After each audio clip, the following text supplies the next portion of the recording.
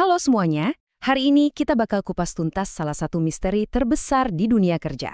Kita akan menyelami apa itu perilaku organisasi. Ini semacam kunci rahasia untuk ngertiin sisi manusia di balik sukses atau gagalnya sebuah perusahaan. Pernah nggak sih Anda bertanya-tanya soal ini? Ada tim isinya orang-orang pinter semua. Idenya cemerlang, tapi kok hasilnya malah berantakan. Di sisi lain, ada tim yang kayaknya biasa aja, tapi kok solid banget dan bisa bikin gebrakan luar biasa. Apa sih rahasianya? Nah, ini dia intinya. Jawabannya tuh seringkali bukan ada di angka-angka laporan keuangan atau di rencana proyek yang super detail. Jawabannya ada di dinamika antar manusianya, sebuah faktor krusial yang sayangnya sering banget kita lupakan. Oke, sekarang ayo kita bedah ini sedikit lebih dalam. Ternyata ada loh satu bidang ilmu yang memang dirancang khusus buat memecahkan teka-teki manusia di tempat kerja ini. Namanya adalah perilaku organisasi. Ini definisi textbooknya, tapi gampangnya gini deh. Perilaku organisasi atau OB ini ngasih kita semacam peta buat ngerti kenapa orang-orang di kantor bertindak dengan cara tertentu dan gimana caranya kita bisa pakai pemahaman itu biar organisasi jadi lebih efektif. Jadi gimana cara kita membedah teka-teki ini? Nah, Okinaye nawarin kerangka kerja yang kuat banget. Coba deh bayangin kita punya 3 lensa atau 3 kacamata yang berbeda buat melihat situasi apapun di tempat kerja. Ketiga lensa ini adalah level individu, lalu level kelompok, dan yang paling luas level organisasi. Kita bakal lihat satu persatu mulai dari yang paling kecil sampai ke gambaran besarnya. Yuk kita mulai dari lensa yang pertama, individu. Kenapa? Karena pada dasarnya, semua yang terjadi di organisasi itu ya dimulai dari setiap orang di dalamnya, dengan semua keunikan dan bawaan masing-masing. Di level ini, kita ngeliatin hal-hal kayak kepribadian seseorang, apa sih yang bikin dia termotivasi, gimana cara dia memandang pekerjaannya, sampai cara dia ngambil keputusan. Semua ini kan ngaruh banget ke perilaku dan performa kerjanya. Nah, kutipan ini ngegambarinnya dengan pas banget.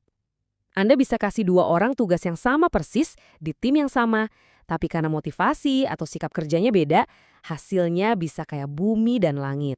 Itulah kekuatan dari level individu. Oke, sekarang kita ganti lensa. Soalnya kan individu itu nggak kerja sendirian. Mereka pasti berinteraksi, membentuk tim, dan interaksi inilah yang menciptakan lapisan kompleksitas baru level kelompok. Di level ini, yang kita lihat adalah hal-hal kayak gimana komunikasi dalam tim, siapa pemimpinnya, gimana mereka kalau ada konflik. Intinya, suksesnya sebuah kelompok itu lebih dari sekedar jumlah skill tiap anggotanya digabungin. Ada sesuatu yang lain. Contoh ini sering banget kejadian di dunia nyata. Tim yang isinya orang-orang paling jago sekalipun bisa gagal total cuma gara-gara masalah di level grup. Misalnya komunikasinya macet atau peran masing-masing gak jelas. Sekarang kita pakai lensa yang paling luas. Kita zoom out buat lihat gambaran besarnya. Organisasi itu sendiri.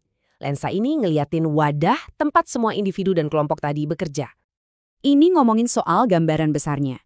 Gimana struktur perusahaannya, gimana budayanya, gimana cara orang dihargai atas kinerjanya, dan gimana organisasi menghadapi perubahan. Faktor-faktor inilah yang nentuin aturan main buat semua orang di dalamnya. Wah, kutipan ini kena banget. Kadang, penghalang terbesar buat maju itu bukan aturan tertulisnya loh, tapi budaya yang nggak kelihatan, yang udah mendarah daging, yang seakan-akan bilang, dari dulu juga begini caranya, dan menolak semua perubahan. Pemahaman kayak gini tuh nggak muncul dalam semalam. Cara kita melihat manusia di tempat kerja itu udah berevolusi banget. Yuk, kita lihat sedikit perjalanannya. Jadi, dulu banget, karyawan itu dianggap cuma kayak roda gigi dalam mesin. Fokusnya efisiensi doang. Terus, kita sadar kalau mereka itu makhluk sosial yang butuh hubungan baik. Lalu, ilmu psikologi dan sosiologi mulai dipakai secara serius. Sampai sekarang, kita paham kalau nggak ada satu cara yang paling benar. Semuanya tergantung situasi, budaya, dan perubahan yang terus-menerus terjadi. Oke, semua ini mungkin kedengarannya kayak teori di kampus ya, tapi apa gunanya buat Anda di dunia kerja nyata? Nah, ini dia bagian yang paling penting. Coba deh lihat angka ini, 70%. Angka yang gede banget kan? Ini adalah perkiraan tingkat kegagalan dari banyak proyek transformasi digital di berbagai perusahaan. Dan inilah alasannya. Kegagalan itu seringkali bukan karena teknologinya jelek, tapi karena isu-isu klasik perilaku organisasi. Ada penolakan dari karyawan, komunikasinya nggak benar soal perubahan itu, atau budayanya emang nggak mendukung. Ini bukti nyata betapa pentingnya bidang ini. Jadi kalau Anda ngerti soal lensa OB ini, Anda bukan cuma jadi pemimpin yang lebih baik, Anda bisa jadi arsitek kesuksesan tim. Anda bisa ngelola konflik dengan lebih baik, naikin motivasi tim, dan yang paling penting, Anda bisa memandu perubahan menuju keberhasilan, bukan kegagalan. Sebagai penutup, saya mau ninggalin Anda dengan satu pertanyaan.